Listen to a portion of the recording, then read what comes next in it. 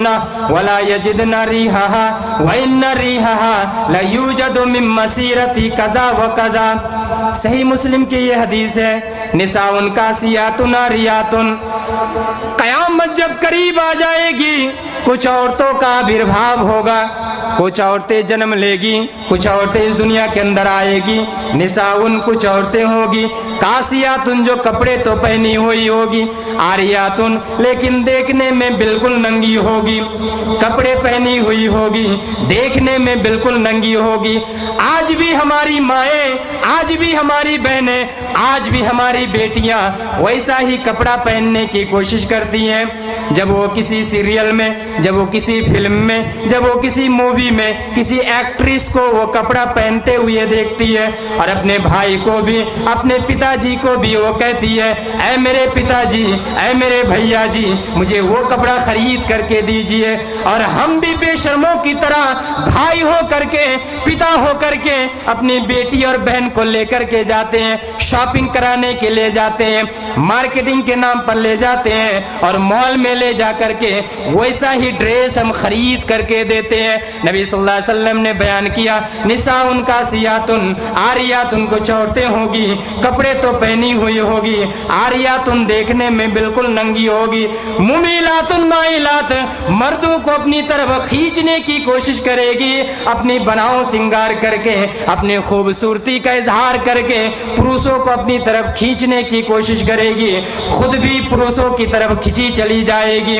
ایسی عورتوں کا انجام کیا ہوگا، ایسی عورتوں کا پرینام کیا ہوگا، آگے نبی صلی اللہ علیہ وسلم بیان کرتے ہیں۔ اس سے پہلے نبی صلی اللہ علیہ وسلم نے ایک بات اور کہی، رؤوسہن کاسنمۃ البخت المائلہ، ایسی عورتوں کا جو سر ہوگا بختی اونٹ کے کوہان کی طرح اٹھا ہوا ہوگا، یعنی اونٹ کا جو کوہان ہوتا ہے، اونٹ کا جو کونج ہوتا ہے وہ اٹھا ہوا ہوتا ہے۔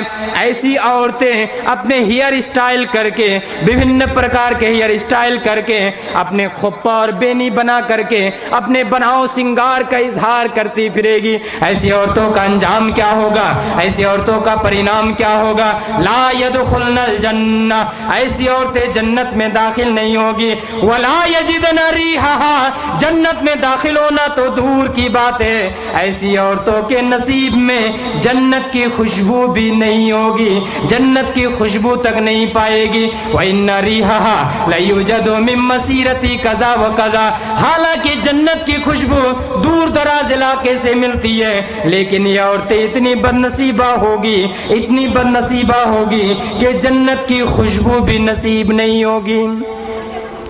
یہ حدیث دیکھیے، صحیح مسلم کی حدیث، جو عورتیں بناؤ سنگار کر کے اپنی خوبصورتی کا اظہار کر کے گھومے گی پھرے گی، ایسی عورتیں جنت میں داخل ہونا تو دور کی بات ہے، جنت کی خوشبو تک نہیں پائے گی، جنت کی سینٹ بھی اسے نصیب نہیں ہوگی۔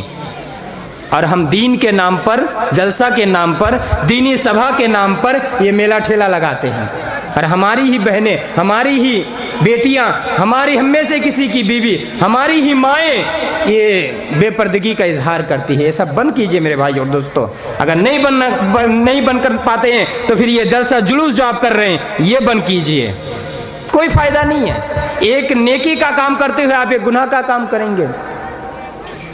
بیان کرنے کا مقصد یہ ہے کہ اللہ کی نافرمانی یا گناہ کرنے کی وجہ سے اللہ کے یہاں جو ہماری قدر ہے، ہماری جو عزت ہے، وہ عزت ختم ہو جاتی ہے۔ ایک برا پربھاو ہے، ایک بیڈ ایفیکٹ ہے، بیڈ امپیکٹ ہے گناہ کا۔ اس کے علاوہ تیسرا نمبر کیا ہے بیڈ ایفیکٹ، بیڈ امپیکٹ کیا ہے؟ شیطان کا ساتھی بن جانا، شیطان کا دوست بن جانا۔ اور ہم میں سے کوئی مسلمان، ہم میں سے کوئی مومن یہ چاہے گا، ہم میں سے کوئی آدمی چاہے گا کہ میرا دوست شیطان بنے؟ کوئی چاہے گا؟ ہم میں سے کوئی مسلمان یہ نہیں چاہے گا کہ میرا دوست شیطان بنے، لیکن چاہتے تو نہیں ہیں، لیکن کام تو ایسا ہی کرتے ہیں، کام ایسا کرتے ہیں کہ شیطان میرا دوست بنے، شیطان میرا ساتھی بنے، شیطان کا کمپنی مجھے ملے۔ حالانکہ ہم میں سے کسی ایک آدمی سے، کسی سے بھی آپ پوچھ لیجئے کہ آپ چاہتے ہیں شیطان آپ کا ساتھی بنے، آپ کا دوست بنے، آپ کا فرینڈ بنے، وہ کہے گا کہ نہیں، میں نہیں چاہتا۔ تو جب نہیں چاہتے ہیں تو گناہوں سے اپنے آپ کو دور رکھنا ہے، ورنہ جب گناہ ہم کریں گے تو گناہ کرتے کرتے کرتے آہستہ آہستہ یہاں تک پہنچ جائیں گے کہ شیطان ہمارا ساتھی بنے گا، شیطان ہمارا دوست بنے گا، شیطان ہمارا فرینڈ بنے گا، اور شیطان جب ہمارا دوست بنے گا تو ہمارا انجام کیا ہوگا؟ ہمارا پرینام کیا ہوگا؟ ہمارا پرینام جہنم ہوگا، جو شیطان کا انجام ہے، شیطان کا جو راستہ ہے، شیطان کا جو ڈیسٹینیشن ہے، وہی ڈیسٹینیشن ہمارا بھی ہوگا۔ دلیل سورہ زخرف سورہ نمبر 43 آیت نمبر 36، وَمَن يَعْشُ عَن ذِكْرِ الرَّحْمَنِ نُقَيِّضْ لَهُ شَيْطَانًا فَهُوَ لَهُ قَرِينٌ۔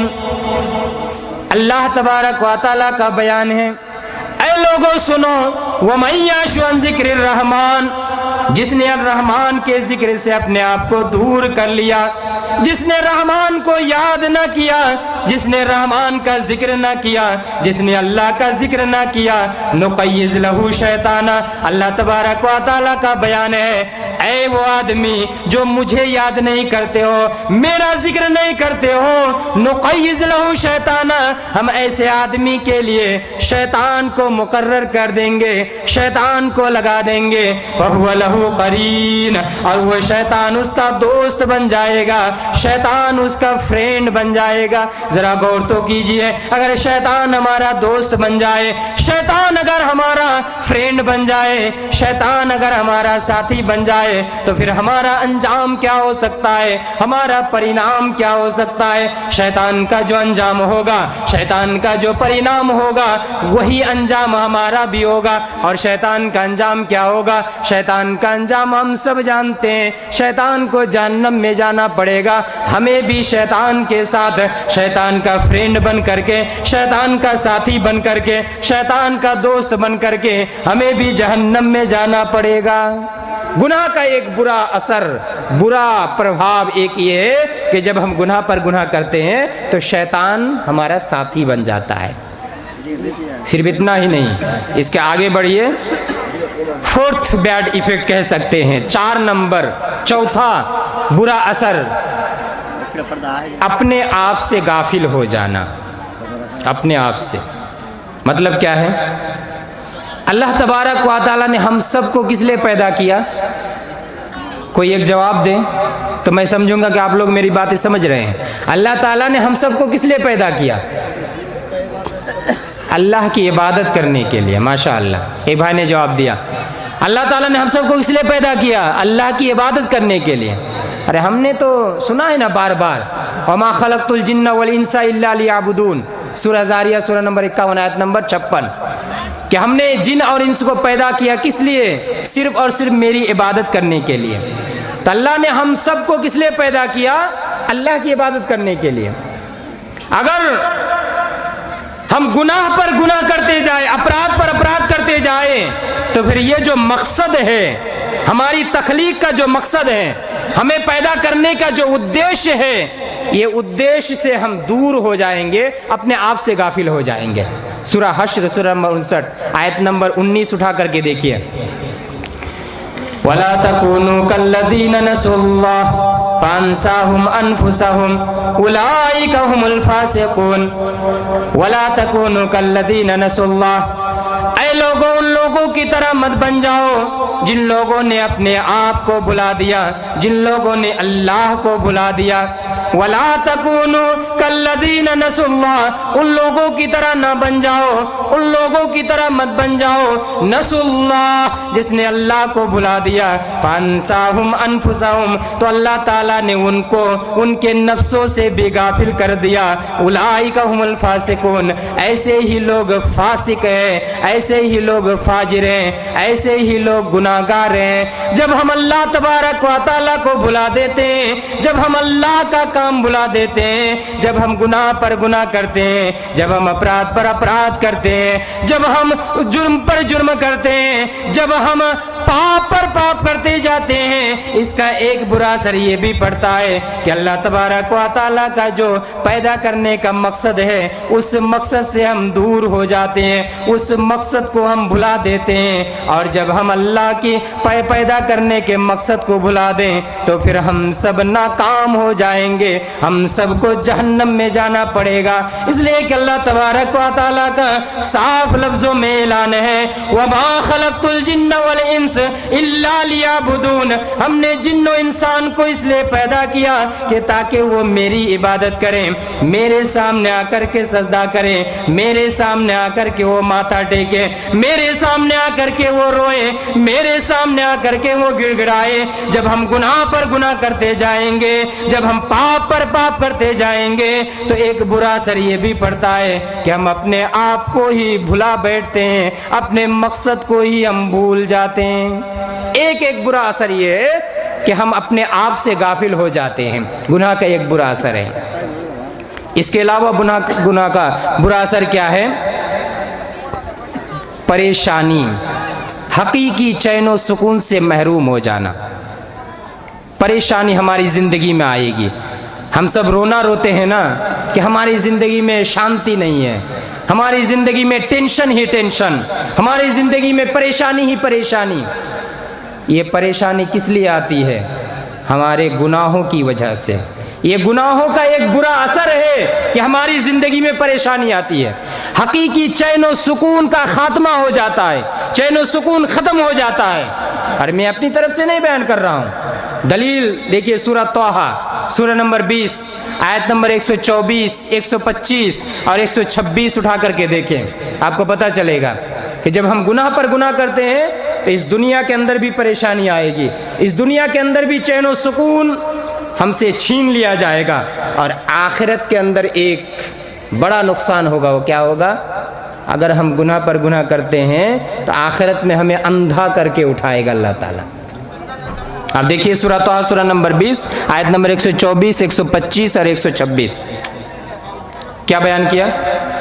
وَمَنْ أَعْرَضَ عَنْ ذِكْرِي فَإِنَّ لَهُ مَعِيشَةً ضَنْكًا وَنَحْشُرُهُ يَوْمَ الْقِيَامَةِ أَعْمَىٰ قَالَ رَبِّ لِمَا حَشَرْتَنِي أَعْمَىٰ وَقَدْ كُنْتُ بَصِيرًا قَالَ كَذَٰلِكَ أَتَتْكَ آيَاتُنَا فَنَسِيتَهَا وَكَذَٰلِكَ الْيَوْمَ تُنسَىٰ۔ ان تینوں آیتوں کے اندر ذرا غور کیجئے، اللہ تبارک و تعالیٰ کا بیان ہے وَمَنْ أَعْرَضَ عَنْ ذِكْرِي، جس نے میرے ذکر سے منہ موڑ لیا، جس نے میرے ذکر سے منہ موڑ لیا، جس نے مجھے یاد نہ کیا، جس نے میرا ذکر نہ کیا، فَإِنَّ لَهُ مَعِيشَةً ضَنْكًا، اس کی زندگی میں پریشانی آ جائے گی، اس کی زندگی سے چین و سکون کو ختم کر دیا جائے گا، اس کی زندگی میں ٹینشن ہی ٹینشن ہوگی، اس کی زندگی میں پریشانی ہی پریشانی ہوگی، اس کی زندگی میں مشکلات ہی مشکلات ہوں گے، مصیبتیں ہی مصیبتیں ہوں گی، اور صرف اتنا ہی نہیں وَنَحْشُرُهُ يَوْمَ الْقِيَامَةِ أَعْمَىٰ، اللہ تبارک و تعالیٰ کا آگے بیان ہے ہم ایسے آدمی کو قیامت کے دن اندھا کر کے اٹھائیں گے، ایسے آدمی کے قوت بینائی کو ہم چھین لیں گے، اندھا کر کے اسے قیامت کے میدان میں، محشر کے میدان میں اٹھایا جائے گا۔ جب ایسے بندے کو اندھا کر کے اٹھایا جائے گا، وہ بندہ اللہ کے دربار میں جا کر کے شکایت کرے گا، آبجیکشن کرے گا، قال ربی لما حشرتنی اعمیٰ، اے میرے رب، اے میرے پالنہار، تو نے مجھے اندھا کر کے کیوں اٹھایا؟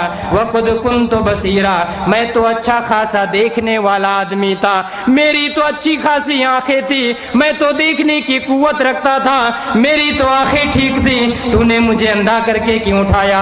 اللہ تبارک و تعالیٰ کی طرف سے بھی جواب آئے گا، اے وہ بندہ سنو، تم آج یہ شکایت کر رہے ہو، اے اللہ مجھے اندھا کر کے کیوں اٹھایا گیا، مجھے میری آنکھوں کی بینائی کو کیوں چھین لی گئی؟ آج سنو، کذالک اتتک آیاتنا، اسی طرح میری بھی آیتیں تمہارے پاس آئی تھی، میری آیتوں کو پڑھ پڑھ کر کے تمہیں سمجھایا گیا تھا، تمہیں نصیحتیں کی گئی تھی، تمہیں سمجھایا گیا تھا، تمہارے پاس انبیاء کرام آئے تھے، تمہارے پاس علماء کرام آئے تھے, آیتیں پڑھ پڑھ کر کے تمہیں سمجھایا تھا, فنسیتہا, تم نے ہماری آیتوں کو بھلا دیا, وَكَذَلِكَ الْيَوْمَ تُنْسَى, آج تمہیں بھی بھلا دیا جائے گا, آج تمہیں بھی بھلا دیا جائے گا, آج تمہاری بھی خیریت نہیں پوچھی جائے گی, آج تمہیں بھی بھلا دیا جائے گا. جس طرح تم نے اپنے آپ کو بھلا دیا, مجھے بھلا دیا, اسی طرح آج تمہیں بھی بھلا دیا جائے گا. جس طرح تم نے مجھے بھلا دیا, میری آیتوں کو بھلا دیا, میری آیتوں کی کوئی پرواہ نہیں کی, میری آیتوں کو پڑھ پڑھ کر کے تمہیں سمجھایا گیا, نصیحتیں کی گئی, بار بار سمجھایا گیا, لیکن تم نے ہماری آیتوں کو بھلا دیا, قابل اعتنا ہی نہیں سمجھا, تم نے دھیان ہی نہیں دیا.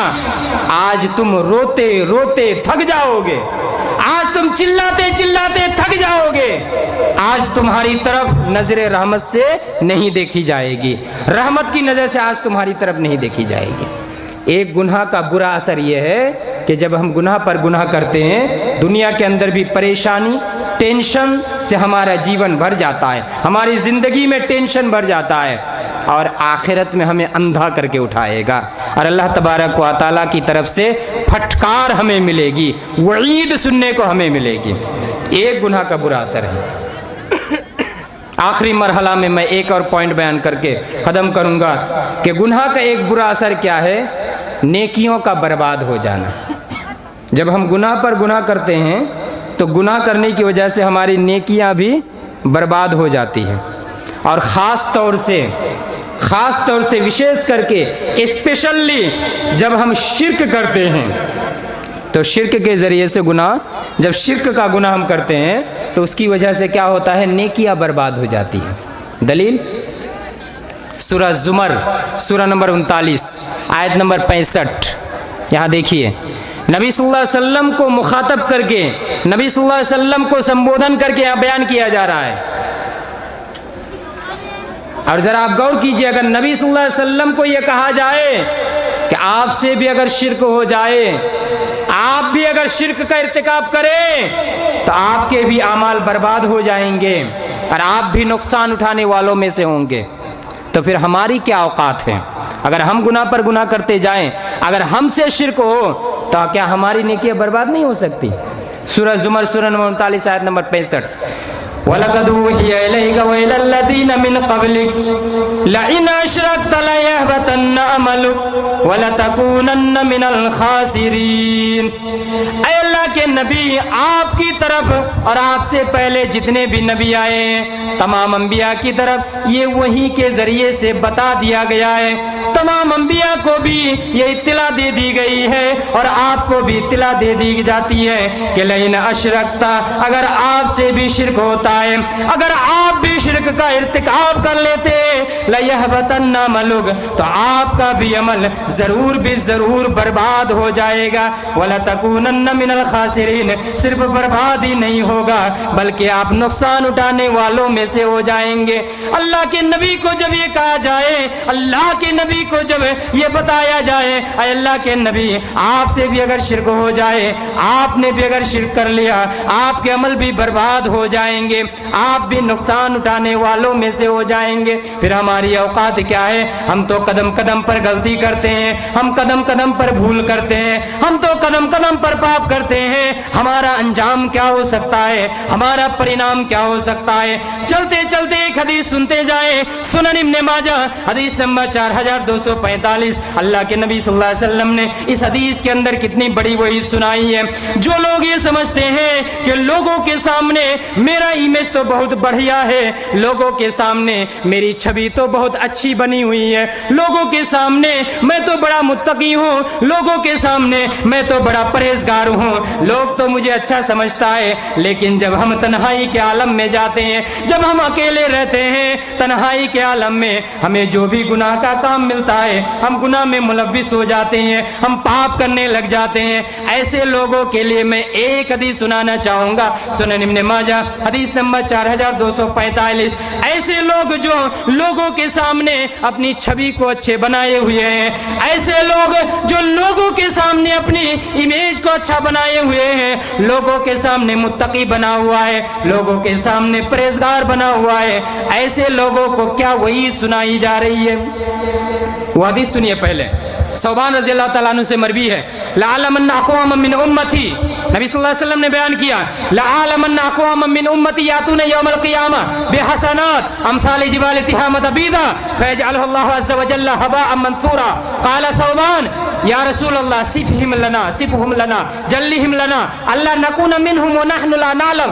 قال یا ثوبان اما انهم اخوانكم ومن جلدتكم ولكنهم اقوام ويأخذون من الليل كما تأخذون ولكنهم اقوام اذا خلوا بمحارم الله انتهكوها. یہ پوری روایت میں نے آپ کے سامنے پڑھ دی, سنن ابن ماجہ حدیث نمبر 4245. نبی صلی اللہ علیہ وسلم نے کیا بیان کیا؟